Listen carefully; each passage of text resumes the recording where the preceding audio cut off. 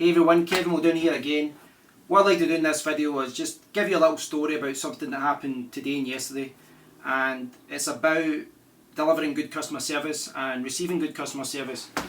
So I'll backtrack a little bit.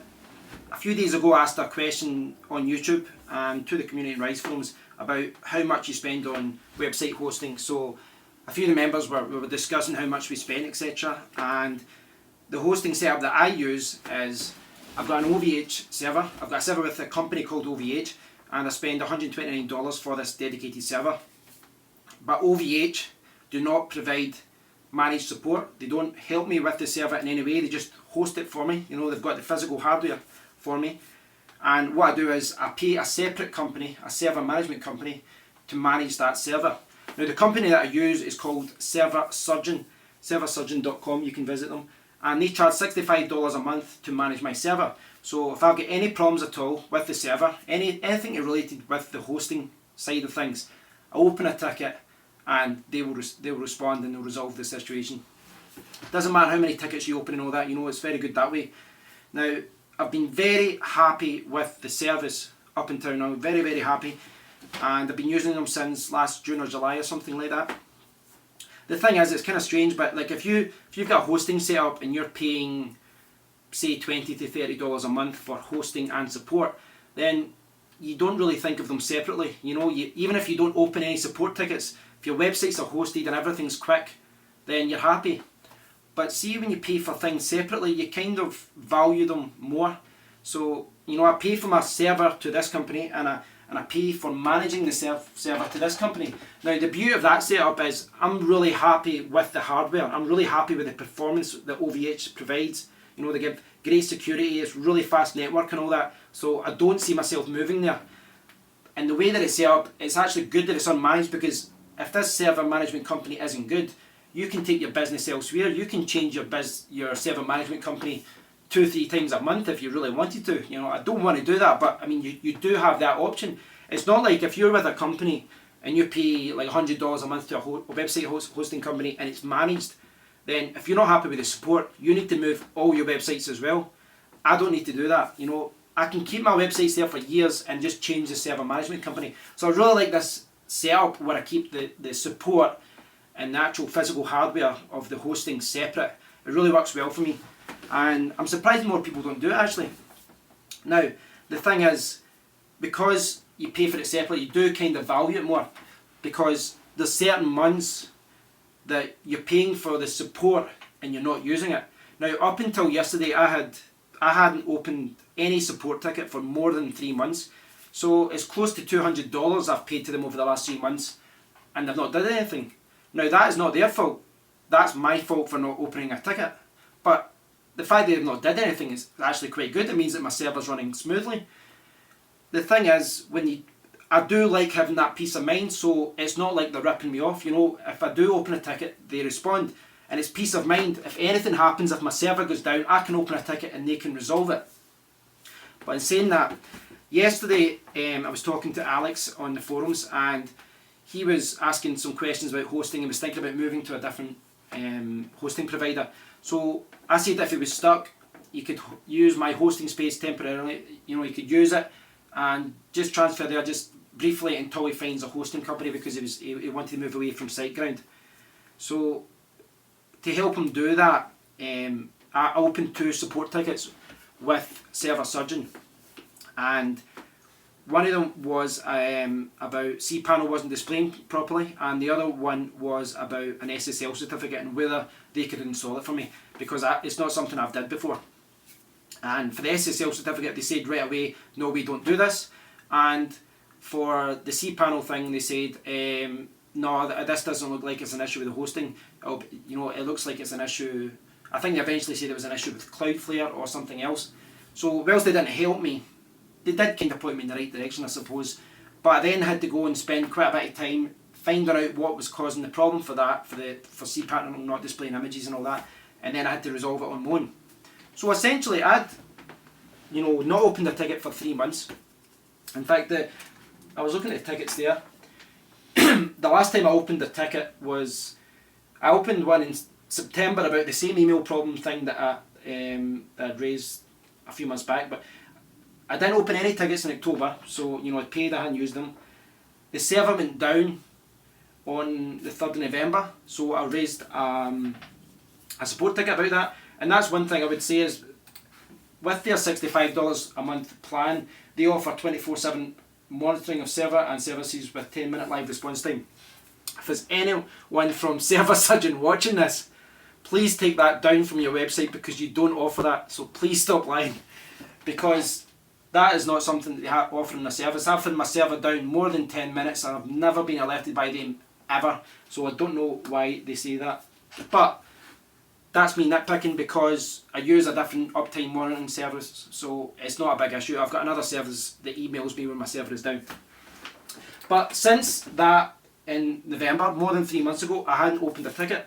So it was a little bit disappointing, because I've essentially spent over, around $200 over the last 3 months. And the one time that I opened, a ticket, the one time, well, I opened 2 tickets, but the one time that I need support, I got 2 tickets and both responses were, "We can't help you." And that's a little disappointing, when you're paying for something. With that kind of service, I don't mind not using them. They're there for peace of mind. But the whole point of them being there is that when you need their help, they're going to be there for you. And they weren't. They basically just didn't help me whatsoever. They didn't even attempt to point me in the right direction with the SSL certificate thing. Now, that was a little bit disappointing, but fair enough, you don't help me with that, okay. About 5 or 6 hours pass, and then I got an automatic email from OVH that said that someone with a certain IP address was accessing my control panel. And it was a control panel, it wasn't the WHM, it was, the WHM is like the website thing, administration panel that comes with cPanel. It wasn't that. It was a control panel that had like billing details and all this personal information and all this really sensitive information. And I was very, very unhappy with that for a few reasons. Firstly, because, well, they had already told me that they weren't going to help me with any of those situations 5 or 6 hours before. So what were they doing there? There was no reason for them to be there. Secondly, they didn't know. They didn't let me know about this, This is the kind of thing, I think, that if you're going to access sensitive information like that, you really need explicit permission to do so. Even though I provide them like with password details and all that to access my panel, unless I say, "Can you help me with this? Please check this out," you shouldn't be accessing, no company, support company or otherwise, they should not be accessing something that sensitive, And I think they really took advantage of that. And I've got no idea what he was checking, what he was doing. When I raised it in a ticket and I said, "What the hell are you doing? You shouldn't be in there right now." And he said, "Oh, I was trying to help you with the SSL certificate." I don't know if that's the case, and I'll never know. So I basically said, right, okay, I'm not going to stand for that. You shouldn't be accessing that. You shouldn't be accessing sensitive information. And close my account. I'm going to take my business elsewhere. And I was very disappointed with it. I don't think I was overreacting, because I think when you do have a service like that, you expect good service. When you need that help, you should get that help. And not only did they not provide it, then 5 or 6 hours later, they were doing some very suspicious, I think it was very suspicious that they were logging on to my control panel. So today, I still hadn't heard from sales department about it, but eventually I got a call from them, and I believe that the man's name was John. I'll get his name right. I think it was John. I've got that many emails. Yeah, I think it was John Meacham. So John phoned me, and he apologised for it all. He says that they do actually offer SSL certificates and help with it all. And he apologised. He said that I did experience bad service, and he offered me 2 months credit. Now, my first reaction was to reject it and to take my business elsewhere, because it wasn't really about money. It was really about the fact that I need to know that if I've got a company that I pay for support, then when I do need that support, it has to be there for me, And I don't think that's an overreaction with that. I think that's something that as a customer you really do deserve. But I also think that if you look at the service they've provided since I started hosting with OVH, their support has always been good. this was a blip. Yes, it was a blip, and I was disappointed with it. But they did resolve it, and I think that's a good thing. I think what they've did is they've stepped up to the plate, they've apologised, and they've went that extra mile. And I think they did that. I think that's the right thing to do, because they basically were losing a customer, but they went that little bit extra in order to keep the customer. And to me, that makes sense. You know, I didn't do that. I didn't make a complaint just to get those 2 months credits or anything like that.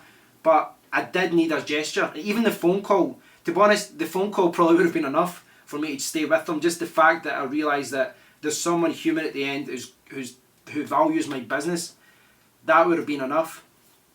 But I think it just illustrates the point that if you don't provide customer service, I think you as a company, or if you sell a product or a service, you really do have to go the extra mile in order to keep the customer. You know, you really have to show them that their business is appreciated. And I think, although I was disappointed with the service yesterday, I think what they did, that gesture, was enough to keep me as a customer, because overall I've been very happy with them. And you know, there's a lot of companies out there, but I have generally been happy with them, and I would continue to use them.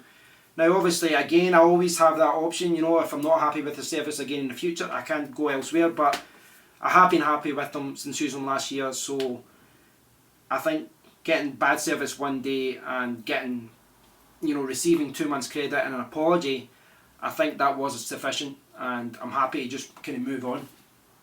But I thought I would share this little story with you all, because I think I think it's important not to overreact sometimes, but I think it's also important to realise that you can take your business elsewhere. You know, you're a valuable customer, and sometimes you need to vote with your wallet and go elsewhere if you're not happy with a service, you know, because there's only so much complaining can do. If you can keep complaining about a bad service and you keep getting bad service, then really it's your fault. You should take your business elsewhere, which can be a bit, you know, it can be a pain in the ass doing that. But thankfully, I don't have to do that this time, and I'm very happy with the resolution.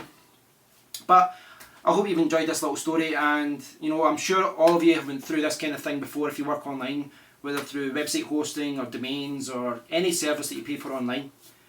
Well, I hope you've all enjoyed this short story about my experience with Service Surgeon over the last few days. As always, I really do love hearing from you guys, so please do leave a comment below on YouTube or on Rise forums, or you can do a video response on YouTube if you prefer. And again, if you've not subscribed, please do subscribe to the Rise Forums YouTube channel. I really want to do more videos for you guys, because I don't think there's a lot of videos about website development and internet marketing on YouTube. You know, they're kind of few and far between, so I want to do more videos because of that, and I want to connect with members on Rise Forums as well, because I think it's a great way for me to communicate with all of you guys. So please do leave a comment and subscribe, and until next time, thanks for watching.